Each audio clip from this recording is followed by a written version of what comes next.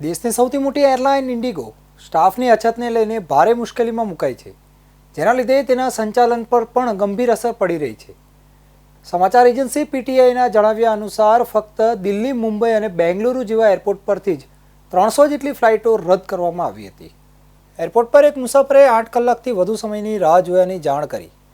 એરપોર્ટના બંને માળ પર મુસાફરોથી ભરેલા હતા. 3 મુસાફરો બેભાન પણ થઈ ગયા. આજે દિલ્હી એરપોર્ટ પર ઇન્ડિગોની કુલ 95 ફ્લાઇટ રદ કરવામાં આવી હતી, જેમાં 48 પ્રસ્થાન અને 47 આવનારી સ્થાનિક અને આંતરરાષ્ટ્રીય ફ્લાઇટનો સમાવેશ થાય છે. મુંબઈમાં કુલ 86 ફ્લાઇટ રદ કરવામાં આવી હતી, જ્યારે બેંગલુરુમાં 73 ફ્લાઇટ રદ કરવામાં આવી હતી. હૈદરાબાદમાં લગભગ 33 ફ્લાઇટ રદ કરવામાં આવી હતી. જયપુર એરપોર્ટ પર પણ 4 ફ્લાઇટ રદ કરવામાં આવી હતી. ઇન્દોરમાં 3 ફ્લાઇટ રદ કરાઈ.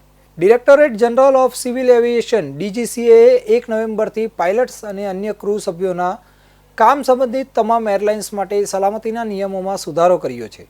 આનાથી ઇન્ડિગો એરલાઇન્સ સૌથી વધુ પ્રભાવિત થઈ છે.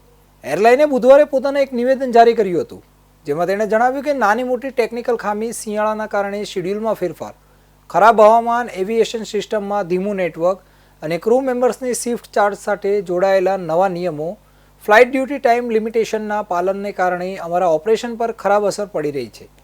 તેનો પહેલાથી જ અંદાજ લગાવવો શક્ય નહોતો. કંપનીએ કહ્યું કે આગામી 48 કલાકમાં સંચાલન સ્થિર થઈ જશે. નાગરિક ઉડ્ડયન મહાનિર્દેશાલય ડીજીસીએએ ઇન્ડિગો પાસેથી હાલની સમસ્યાઓને કારણે તેનો સામનો કરવા માટેની યોજનાની વિગતો માંગી છે. ડીજીસીએએ કહ્યું કે તે મામલાની તપાસ કરી રહ્યું છે. ફ્લાઇટ રદ થવા અને વિલંબ ઘટાડવાના ઉપાયો પર પણ મૂલ્યાંકન કરવામાં આવી રહ્યું છે. ડીજીસીએ અનુસાર ક્રૂની અછત તેનું મુખ્ય કારણ છે. ઇન્ડિગોમાં આ સમસ્યા છેલ્લા મહિનાથી ચાલી રહી છે. નવેમ્બરમાં પણ તેની 1232 ફ્લાઇટ રદ થઈ હતી, જ્યારે મંગળવારે 1400થી વધુ ફ્લાઇટ મોડી પડી હતી.